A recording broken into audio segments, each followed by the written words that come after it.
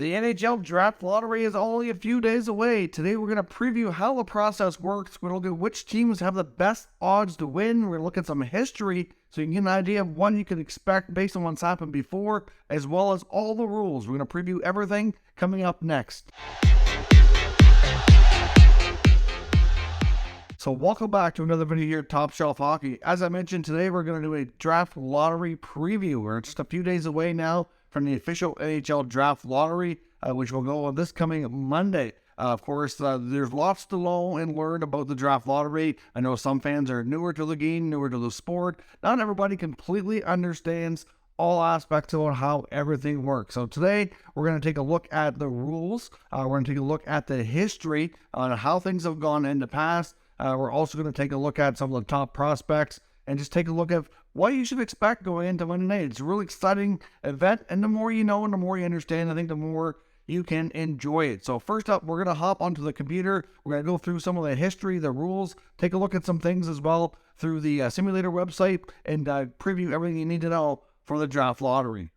Okay, now before we get into too many things here, I think the first thing we need to cover is the actual rules of the Draft Lottery. Clearly, that's important to know before we get going. So, of course, all teams that are missing the playoffs are in the Draft Lottery. Obviously, the fewer points you have better odds. And we will review the odds here momentarily so you can see those in a little bit more detail. Obviously, the first overall pick is awarded by a drawing of ping pong balls, and you can only move up a maximum of 10 spots. So that means that the teams that are, 11th best odds or worse than that cannot go all the way to number 1. So all 16 teams that are missing the playoffs are eligible to win the Draft Lottery.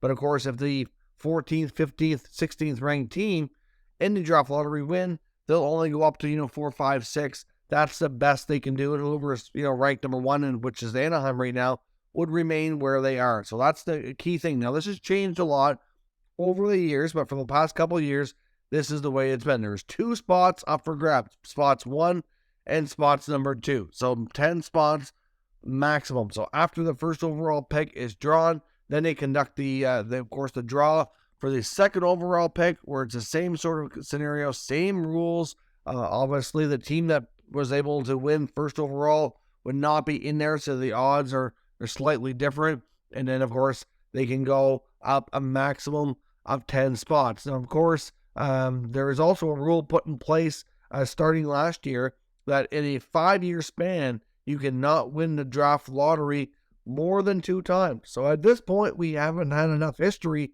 with that rule yet for it to really have to be used for anything. So we'll see who wins this year. If it's different than last year, then it won't matter. And if it's the same, if we have any teams the same as last year, then of course, they won't be eligible to win again until the 5-year period has come to an over. Of course, after that, the remaining teams are situated in the draft order based on standings. So the top 2 spots done by draw.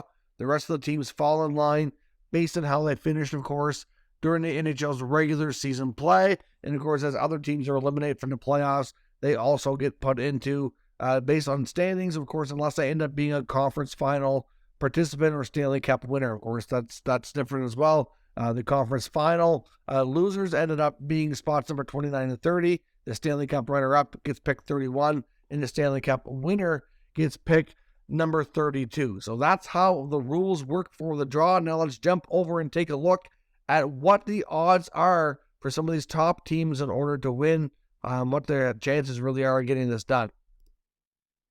So as you can see, this is a sheet here courtesy of Tankathon.com with the Draft Lottery odds. So the Anaheim Ducks, they have a 25.5% chance of remaining in the number 1 spot. They have a 55% chance, however, of ending up in the number 3 spot. Even though they have a 25% odds of winning, which is the best odds amongst all the teams, that's still pretty close to a 75% chance that they won't win. And it can drop down all the way number 3, given that the top 2 spots are not favorable to win. So, of course, after you get Anaheim with the best odds, then you have Columbus at 13.5%. You have Chicago at 11.5%, San Jose at 9.5%, Montreal at 8.5%, Arizona at 7.5%, Philly at 6.5%, Washington at 6%, Detroit at 5%, St. Louis at 3.5, and Vancouver at 3. Now, just like we talked about with the rules, you can move up a maximum of 10 spots, which means after Vancouver, you don't see them with any chance of getting first overall, given that they cannot move up that many spots. So like the Ottawa Senators are the first team just outside of that. Their pick, of course, is traded to the Arizona Coyotes as part of the Jacob Chychrun trade, but there is a top 5 protection in there. So if they do get lucky, they can move up as high as number 2, which they could do. And of course, in that scenario, they very well, could decide to keep the pick. We'll have to wait and see, but that is the odds there. But the odds are certainly still very much against those teams from winning. So now that we've looked at the odds for this year, let's take a look at the history and how the draws have gone over the last decade to see, how many times has the team with the best odds actually won? How have things actually worked out? And see if we can gauge an idea of what we might be able to predict for coming this year.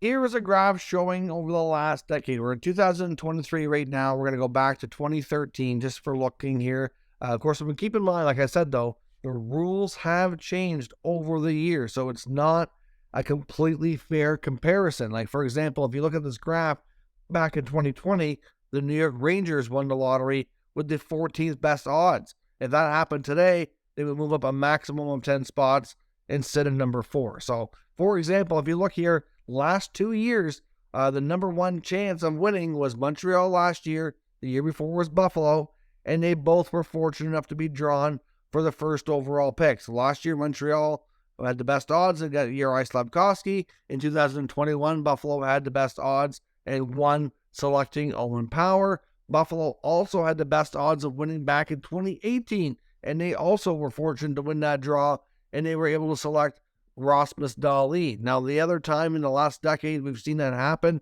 is in 2016, when the Toronto Maple Leafs had the best odds of winning and were fortunate enough to win and draft Austin Matthews. So if you take a look at things, that's 4 times here that we've seen it since 2013 that the first overall pick actually went to the team with the worst NHL record and the best NHL odds. Now, as we can see, other spots in the ranking order have been lucky as well. We've had 2 times that the team with the second best odds, in the case of Colorado in 2013 and Florida in 2014, both won the lottery to go to number 1. We saw a couple of times with the team with the third best odds, which was Edmonton in 2015 to get McDavid, and New Jersey in 2019 to select Jack Hughes. Both times they were the number 3 team with the best odds. And of course, the Devils again were the 5th best odds in 2017 when they selected Nico Hischier. So twice the Devils had the first pick in recent years, and neither time they were the top team with the best odds or even number 2. They were 3 and 5 respectively. So it goes to show you that it doesn't always work out that way. But if you date back to 2018 or 2016, really that's 4 times since 2016, and really 3 of the last 5 years that the team with the best chance actually won first overall, which could be the Anaheim Ducks this year if they're so lucky as well. Some of the top prospects to keep an eye on, of course, most of you probably know Connor Bedard of the Regina Pats in the Western Hockey League. Like I said, consensus number 1 overall pick, generational type talent, franchise-altering player. There's really no doubt at all he's going to go first overall. That much we can say with absolute certainty. I think it's fair to say Adam Fantilli from the University of Michigan, who's also going to represent Canada at the World Hockey Championships here this month, is also pretty much a lock to go number 2. Another top 6, if not top line, really franchise-changing centerman as well. A really solid pick and not a bad consolation prize if you're not fortunate enough to draft Connor Bedard in this NHL draft. Leo Carlsson from Sweden has likely been the number 3 selection by most scouts and most ranking systems for the bulk of the year. Still a really solid player. Could be a centerman or a winger. He's had some real good growth in his game this year. And again, a real solid talent here out of Sweden to help an NHL team take the next step. Then you have Will Smith, who just might get into that conversation. I know the latest draft rankings from Bob McKenzie that just came out today had Will Smith actually surpassing Leo Carlsson. And the way McKenzie does his rankings, he asks a wide variety of scouts and ranking players to give their feedback. So it's a general consensus. So overall, Will Smith's a real talented center, real high play driving guy here that could really be. He's been a high riser this year. Wouldn't be shocking at all to see him maybe overtake Karlsson. If not, he likely goes number 4.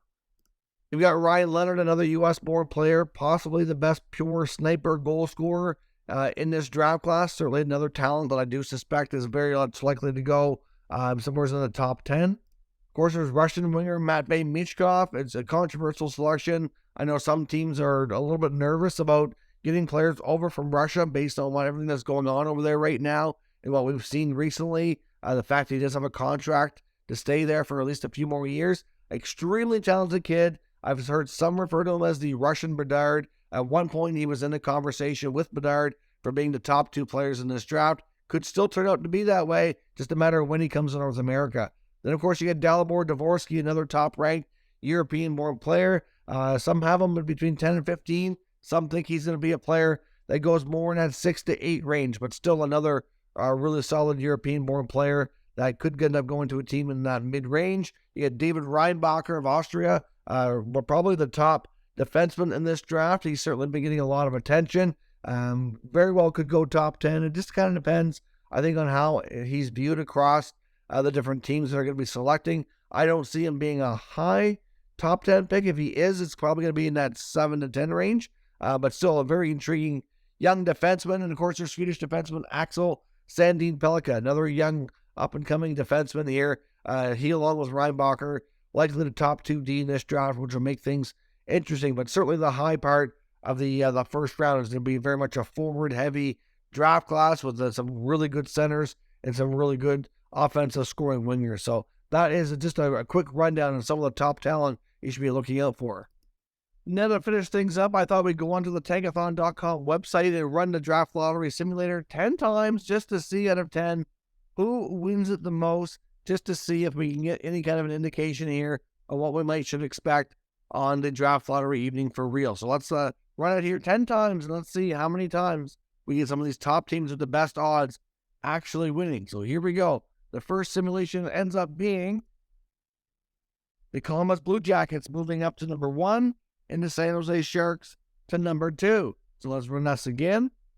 Next time we get Anaheim wins, with Detroit moving up a bunch of spots to number 2 as well. So obviously that is a big jump there for the Detroit Red Wings. Number 3, we get Arizona going to number 1, followed by Chicago moving up a spot to number 2. So again, that's 3 simulations, 3 different winners. This goes to show you, because of the odds, how things could go on Monday night. Now, of course, let's do this for the 4th time. We get San Jose. They win, with Columbus getting the number 2 spot. So obviously that worked out well for Columbus. They're the second best odds, and they won the number 2 spot. So that's 4. Coming for number 5, we get Chicago moving up to number 1, followed by the Flyers. So certainly that's, again, a different scenario. Number 6, we get Anaheim, with the St. Louis Blues winning, going up to number 2. That would be huge for the Blues if they were to be that lucky. So far the Ducks have won 2 times out of 6. Number 7, again, the Anaheim Ducks win, followed by the Sharks going into second place. So both of the California teams having pretty good luck here today. So that gives us, obviously, 7 simulations. Number 8, we get Columbus going to number 1, followed by Montreal moving up 3 spots to go to number 2. So let's go to the number 9 simulation here. We get Montreal this time goes to number 1, followed by Vancouver. So you just never know how this is going to go. I know when we've done our draft lottery simulations here over the course of the year, we've gotten some very, very different results. For the 10th and final time, just for curiosity, let's see what happens here. We get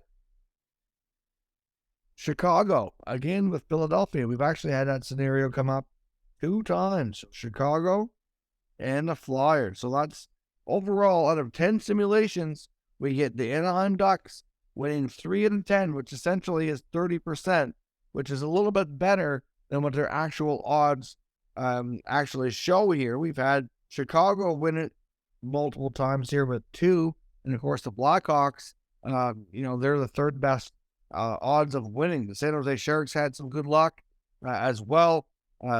and a few other teams here. The Flyers went up to number 2 multiple occasions, all the way up from the 7th best odds there. So that certainly goes to show you anything can happen. But the 10 simulations kind of falls in line with just slightly better odds for Anaheim than what we've seen based on their actual odds. So will that actually happen Monday night? Time will tell. You'll have to tune into the draft lottery to find out the actual real result. So that is your full preview for the NHL Draft Lottery for 2023. I certainly hope you learned some things. I hope you enjoyed it. And I hope you're looking forward to watching the 2023 NHL Draft Lottery coming up this Monday. I hope that you can leave a comment as well. Let me know which team you feel has the best need or the biggest need to win that first overall pick and draft a player like Connor Bedard, who's expected to be a generational talent and a franchise-altering player. Let me know your thoughts on that in the comments. We'll talk about it further. If you're new to the channel, make sure you subscribe and stick around. We'll keep you up to date with all the things around the NHL Draft, the Draft Lottery, and of course all the news and rumors around the entire NHL. Thank you for watching, and I will catch you next time.